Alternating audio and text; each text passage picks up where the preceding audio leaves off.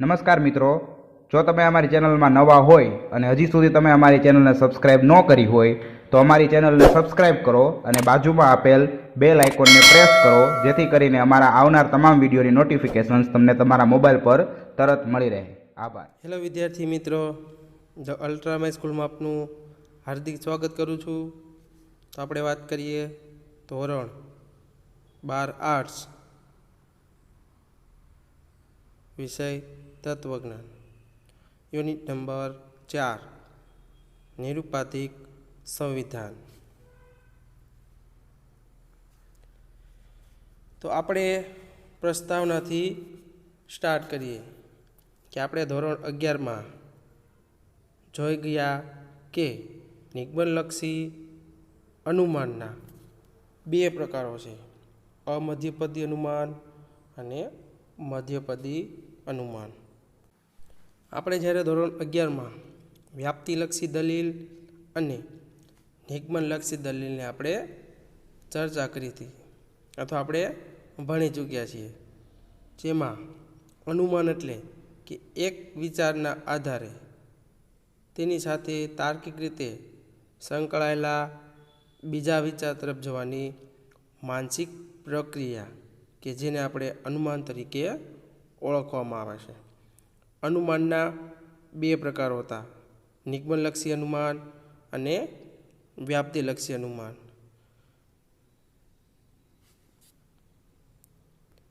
કે જે આપણે અનુમાનના નિગમનલક્ષી અનુમાન છે એમના બે પ્રકારો, અમધ્યપદી અનુમાન અને મધ્યપદી અનુમાન. જ્યારે આપણે ધોરણ 11માં કે અનુમાનના બે પ્રકારો હતા, નિગમનલક્ષી અનુમાન અને વ્યાપ્તિલક્ષી અનુમાન. એમાં પણ આપણે નિગમનલક્ષી અનુમાન કે જે આપણે વાત કરવી છે હાલમાં અત્યારે,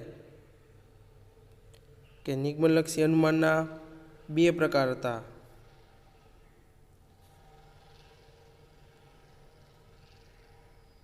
કે મધ્યપદી અને અમધ્યપદી અનુમાન અને મધ્યપદી અનુમાન. જેમાં પણ આપણે અમધ્યપદી અનુમાનના પણ આપણે પેટા બે પ્રકાર પડે છે, વિરોધાશ્રિત અને સામ્યાર્થી અનુમાન. જ્યારે મધ્યપદી અનુમાનમાં નિરુપાધિક સંવિધાન, વૈકલ્પિક સંવિધાન અને સોપાધિક વિધાન. આમ જ્યારે આપણે વાત કરીએ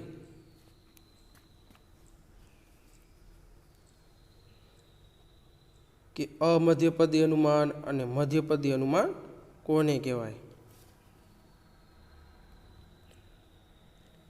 કે જ્યારે અમધ્યપદી અનુમાન કે જે અનુમાનમાં દલીલમાં ફલિત વિધાનના ઉદ્દેશ્ય પદ અને વિધેય પદ વચ્ચેનો સંબંધ મધ્યપદની મદદ વિના સ્થાપિત કરવામાં આવ્યો હોય તે અનુમાનને અમધ્યપદી અનુમાન કહેવાય છે. કે જે અનુમાન કે દલીલમાં ફલિત વિધાનના ઉદ્દેશ્ય પદ અને વિધેય પદ વચ્ચેનો સંબંધ મધ્યપદની મદદ વિના સ્થાપિત કરવામાં આવ્યો હોય તે અનુમાનને અમધ્યપદી અનુમાન કહેવાય છે. જ્યારે મધ્યપદી અનુમાન કે જે દલીલમાં ફલિત વિધાનના ઉદ્દેશ્ય પદ અને વિધેય પદ વચ્ચેનો સંબંધ મધ્યપદની મદદથી એટલે કે સ્થાપિત કરવામાં આવ્યો હોય તે દલીલ કે અનુમાનને મધ્યપદી અનુમાન તરીકે ઓળખવામાં આવે છે. હવે આ નિગમનલક્ષી અનુમાનના બે પ્રકારો છે, અમધ્યપદી અનુમાન અને મધ્યપદી અનુમાન. અમધ્યપદી અનુમાનમાં પણ આપણે એના બે પેટા પ્રકારો પડે છે કે વિરોધાશ્રિત અનુમાન અને સામ્યાર્થી અનુમાન.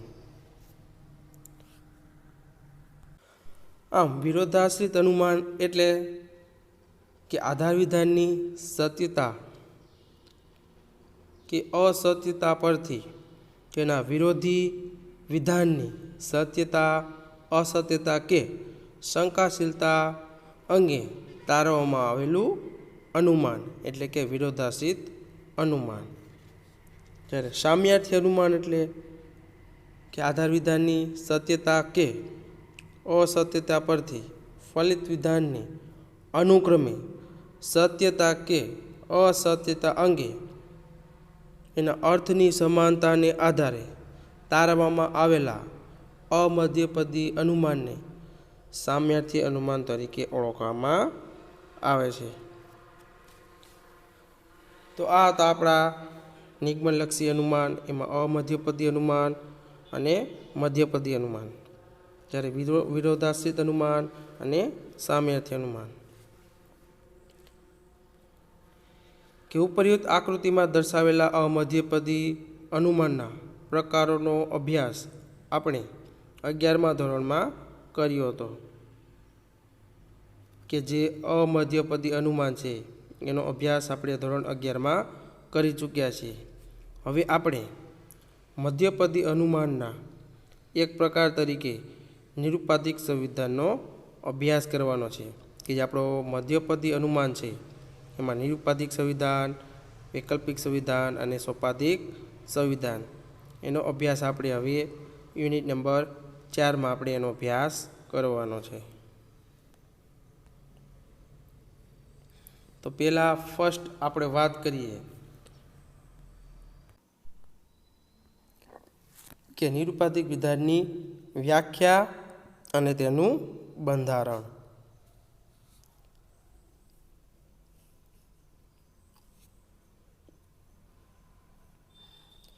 કે નિરુપાધિક વિધાન એટલે કશાકના વિશે કશીક બિનશરતી માહિતી આપતું વિધાન. કે જે કશાક એટલે કે થોડેક માહિતી છે એના વિશે બિનશરતી માહિતી આપતું વિધાન. દાખલા તરીકે સર્વ બાળકો નિર્દોષ છે. નિરુપાધિક વિધાનમાં જેના વિશે માહિતી આપવામાં આવી હોય તેને ઉદ્દેશ્યપદ અને ઉદ્દેશ્યપદ વિશે જે માહિતી આપવામાં આવી હોય તેને વિધેયપદ તરીકે ઓળખવામાં આવે છે. કે જે આપણું વિધાન છે સર્વ બાળકો નિર્દોષ છે, તો આમાં આપણે ઉદ્દેશ્યપદ અને વિધેયપદ એમ બંને પદો આપણને આપવામાં આવેલા છે. કે જે બાળકો છે એ આપણું ઉદ્દેશ્યપદ અને નિર્દોષ છે એ આપણું વિધેયપદ. કે જે નિરુપાધિક વિધાનમાં જેના વિશે માહિતી આપવામાં આવી હોય તેને ઉદ્દેશ્યપદ અને ઉદ્દેશ્યપદ વિશે જે માહિતી આપવામાં આવી હોય તેને વિધેયપદ તરીકે ઓળખવામાં આવે છે. પ્રસ્તુત દૃષ્ટાંતમાં બાળકો ઉદ્દેશ્યપદ છે અને નિર્દોષ એ વિધેયપદ છે. કે આપણે તમે જુઓ છો કે જે આપણું પ્રસ્તુત દૃષ્ટાંત છે કે જેમાં આખું આપણું વિધાન છે સર્વ બાળકો નિર્દોષ છે, એમાં બાળકો એ આપણું ઉદ્દેશ્યપદ અને જ્યારે નિર્દોષ આપણું વિધેયપદ. આમ પ્રત્યેક નિરુપાધિક વિધાન એ ઉદ્દેશ્યપદ અને વિધેયપદ એ બે પદોનું બનેલું એક બિનશરતી કથન છે. કે તમે જોશો પ્રત્યેક નિરુપાધિક વિધાન એમાં ઉદ્દેશ્યપદ અને વિધેયપદ એ બંને છે એ ક્યાંક ને ક્યાંક બંને એટલે કે બિનશરતી આપણું દર્શાવતું કથન છે. આ કથન હકારાત્મક કે નકારાત્મક એ બાબતની સ્પષ્ટતા નિરુપાધિક વિધાનની રજૂઆતમાં આવતા છે અને નથી વડે જોડાય છે. કે તમે જોશો એ બે કેવા છે કે નિરુપાધિક વિધાનમાં આવતા હકારાત્મક અને નકારાત્મક બાબત છે એને સ્પષ્ટ કરવા માટે, તો તો કે છે અને નથી તો કે એના વડે જોડવામાં આવતું હોય છે અને શબ્દને સંયોજક તરીકે ઓળખવામાં આવે છે કે જે આ શબ્દ છે અને નથી એને સંયોજક તરીકે ઓળખવામાં આવતું હોય છે કારણ કે તેના દ્વારા વિધાનમાં ઉદ્દેશ્ય પદ અને વિધેય પદનો સંબંધ દર્શાવાય છે. આમ કોઈપણ નિરુપાધિક વિધાનમાં ઉદ્દેશ્ય પદ, વિધેય પદ અને સંયોજક એ ત્રણેય બંધારણીય ઘટકો છે. કે આપણા નિરુપાધિક વિધાનના બંધારણીય ઘટકો કેટલા છે તો કે 3: ઉદ્દેશ્ય પદ, વિધેય પદ અને સંયોજક. ક્યારેક પ્રશ્ન પૂછાય કે નિરુપાધિક વિધાનના બંધારણીય ઘટકો કેટલા છે તો કે તમે કહી શકો કે નિરુપાધિક વિધાનના બંધારણીય ઘટકો 3 છે: ઉદ્દેશ્ય પદ, વિધેય પદ અને સંયોજક. એ આપણા બંધારણીય ઘટકો છે. તો આ તો આપણું નિરુપાધિક વિધાનની વ્યાખ્યા અને તેમનું બંધારણ. હવે આપણે નિરુપાધિક વિધાનનો પ્રકાર એના પ્રકારોની આપણે વાત કરવાની છે કે નિરુપાધિક વિધાનના ઇયતા અને ગુણની દ્રષ્ટિએ એના પ્રકારો પડે છે. કે નિરુપાધિક વિધાન છે એમાં ઇયતા અને ગુણ એ બંનેની દ્રષ્ટિએ એમના પ્રકારો જોવા મળે છે અથવા એના પ્રકારો પડે છે.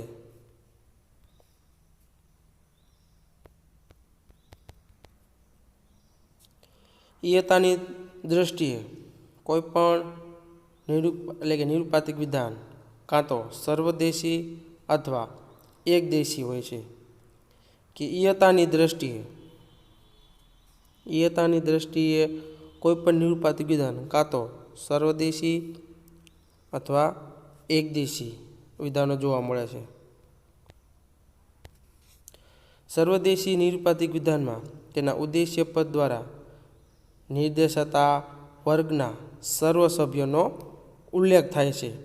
જ્યારે એકદેશી નિરુપાધિક વિધાનમાં એના ઉદ્દેશ્ય પદ દ્વારા નિર્દેશાતા વર્ગના કેટલાક સભ્યોનો ઉલ્લેખ થાય છે. આમ આપેલું નિરુપાધિક વિધાન સર્વદેશી છે કે એકદેશી એ બાબતનો નિર્ણય તેની શાબ્દિક રજૂઆતમાં આવતા સર્વ, દરેક, કેટલાક વગેરે ઇયતા કારકોને એટલે કે એના આધારે આપણે જોઈ શકાય છે. કે તમે જોશો કે સર્વ અને કેટલાક છે એના આધારે છે તો કે આપણે ઇયતા કારકો એના આધારે આપણે જોઈ શકીએ છીએ. તો આ હતા આપણા ઇયતાની દ્રષ્ટિએ.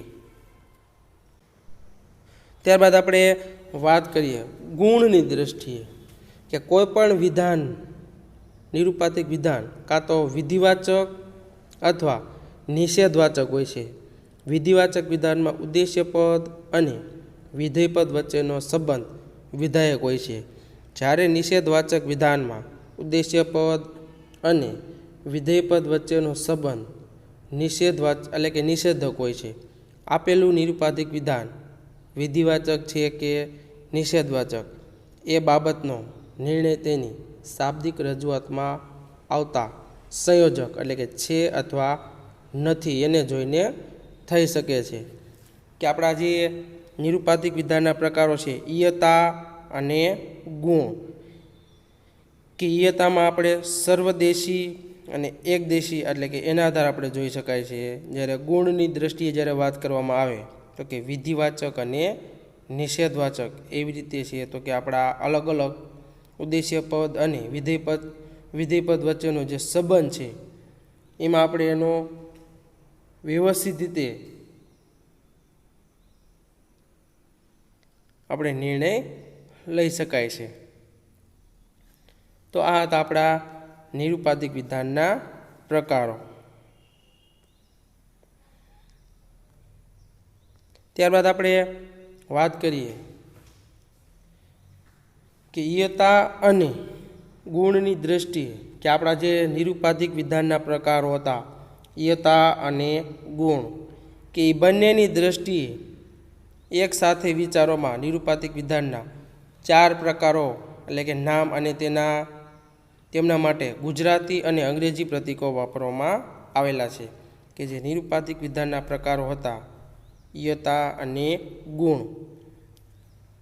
કેમ આપણે ઇયતાની દ્રષ્ટિએ જોયા હતા કે સર્વદેશી અને એકદેશી, કે આપણા સર્વદેશી અને એકદેશી એ આપણા ઇયતાની દ્રષ્ટિએ આપણે એના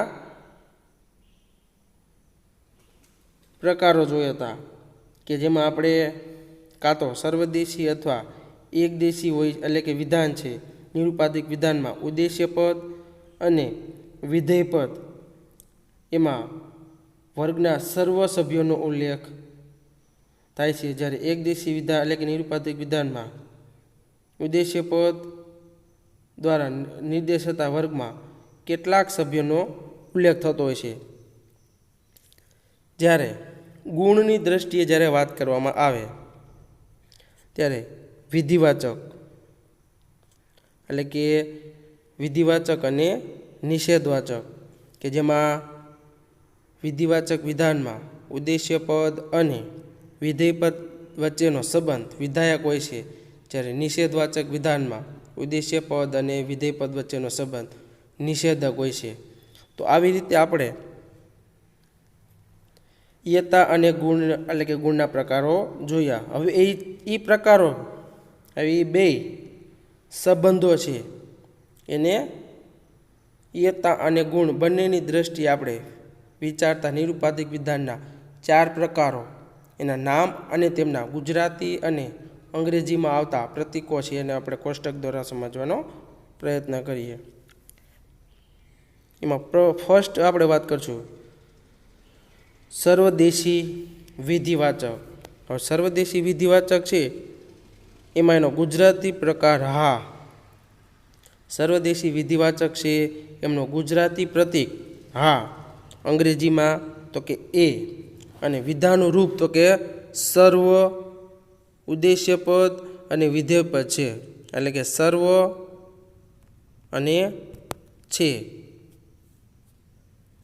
એ આપણું સર્વદેશી વિધિવાચક એટલે વિધાનનો પ્રકાર હા અને સર્વ છે. ત્યારબાદ વાત કરીએ સર્વદેશી નિષેધવાચક, જેમાં વિધાનનો પ્રકાર ના એટલે કે ગુજરાતી પ્રતીક એનું હા અને અંગ્રેજી પ્રતીક તો કે ઈ, અને વિધાનનું રૂપ તો કે કોઈ પણ ઉદ્દેશ્ય પદ વિધેય પદ નથી. એ છે તો કે કોઈ પણ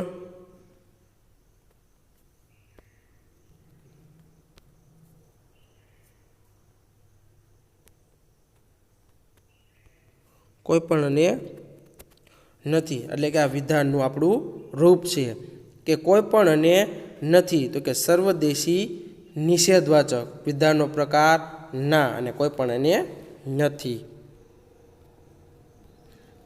ત્યારબાદ આપણે વાત કરીએ એકદેશી વિધિવાચક, કે જેમાં એનો ગુજરાતી પ્રકાર પ્રતીક એટલે કે હ અને અંગ્રેજીમાં તો કે આય, અને વિધાનનું રૂપ એટલે કે કેટલાક, ઉદ્દેશ્ય પદ વિધેય પદ છે, એટલે કેટલાક અને છે, કે જ્યારે ઓળખવાનું થાય કેટલાક,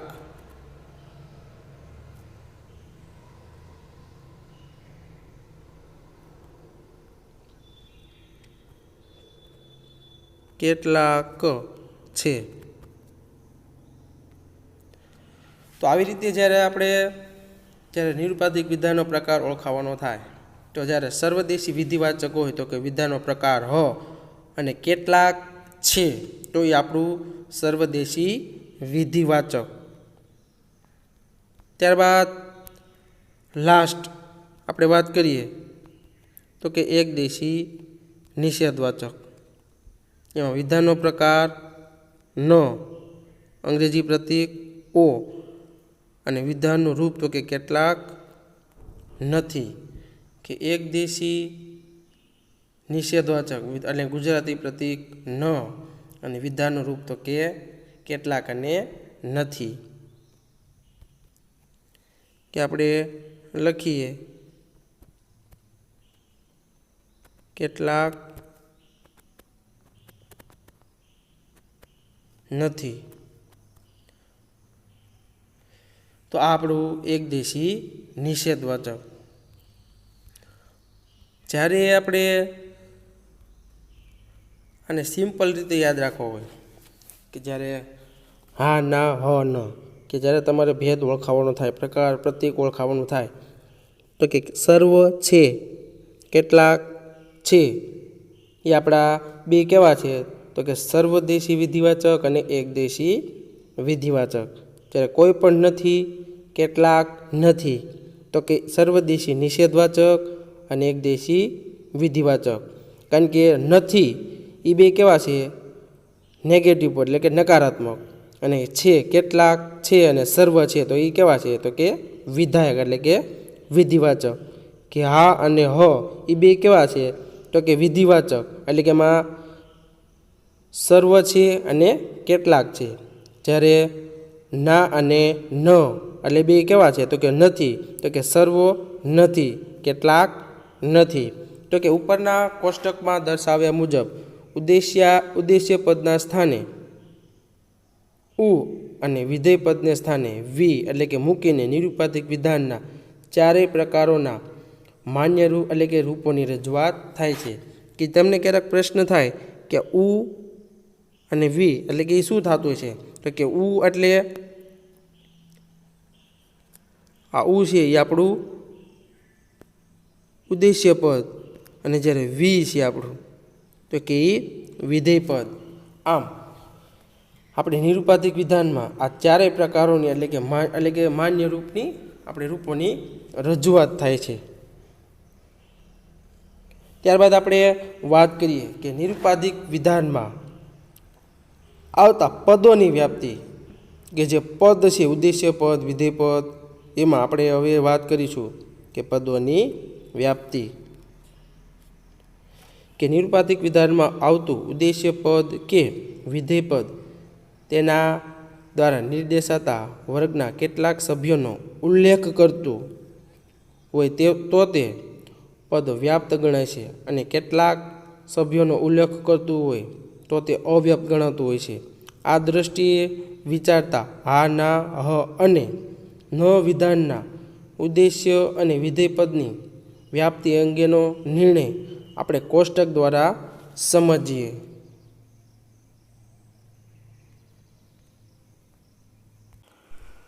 વર્ગ એટલે શું થાય ખબર છે? કે અમુક વિશિષ્ટ ગુણો કે લાક્ષણિકતાઓ અને સમાનપણે એટલે કે ધરાવનાર વ્યક્તિઓ કે પદાર્થોનો બનેલો સમૂહ કે જેને વર્ગ તરીકે ઓળખવામાં આવે છે. તો હવે આપણે વાત કરીએ કે આપણો જે કોષ્ટક છે કે જે ઉદ્દેશ્ય પદ, વિધેય પદ અને વિધાનનો પ્રકાર છે, આપણે કોષ્ટક આપણે એનો એટલે કે કોષ્ટક દ્વારા સમજવાનો પ્રયત્ન કરીએ. કે હા, ના, હ અને ન. તો વિદ્યાર્થી મિત્રો, આ કોષ્ટક સમજવું ખૂબ જ જરૂરી છે. આવનારા જે વિડીયોમાં અથવા આપણા આવનારા નિયમો હોય છે કે એ નિયમોમાં તમને જો આ કોષ્ટક યાદ હશે કે જે આપણું ગુજરાતી પ્રતીક, અંગ્રેજી પ્રતીક, વિધાનનો રૂપ, વિધાનનો પ્રકાર, સર્વ છે, સર્વદેશી વિધિવાચક કોને કહેવાય, સર્વદેશી નિષેધવાચક, એકદેશી વિધિવાચક, એકદેશી નિષેધવાચક, કેટલાક છે, કેટલાક નથી. જો આવું તમે યાદ રાખશો અથવા એવી રીતે તમે મગજમાં બેસાડી લેશો તો તમને આપણા આવનારા જે નિયમો છે કે આપણે પછીના વિડીયોમાં કે આપણે જે નિયમોની આપણે માહિતી મેળવશું તો આ કોષ્ટક યાદ હશે તો તમને નિયમોમાં ખબર પડશે, અથવા નિયમમાં ક્યારેક કયું પદ વ્યાપ્ત છે, ઉદ્દેશ્ય પદ, વિધેય પદ, તો તમને ખબર પડશે. નકર આમાં કાંઈ ખબર પડશે નહીં. આ પણ મહત્ત્વનું છે અને આ પણ તમારા માટે મહત્ત્વ ધરાવે છે. તો આપણે ફર્સ્ટ વાત કરીએ વિધાનનો પ્રકાર. હા બંનેમાં તો કે હા એટલે કે તો આપણે જુઓ છો કે સર્વ છે, સમજાય છે કે સર્વ છે વિધાનો પ્રકાર હા, એનું ગુજરાતી પ્રતીક તો કે હ, અંગ્રેજી પ્રતીક તો કે એ. તો અહીંયા આપણે તમે જોશો કે વિધાનો પ્રકાર હા છે. એમાં આપણું ઉદ્દેશ્ય પદ અને વિધેય પદ. તો કે આપણું ઉદ્દેશ્ય પદ કેવું છે? એમાં વ્યાપ્ત. આપણું ઉદ્દેશ્ય પદ છે એ કેવું છે? વ્યાપ્ત. અને વિધેય પદ તો કે અવ્યાપ્ત. તો આ આખું માળખું છે આપણું, એ કેનું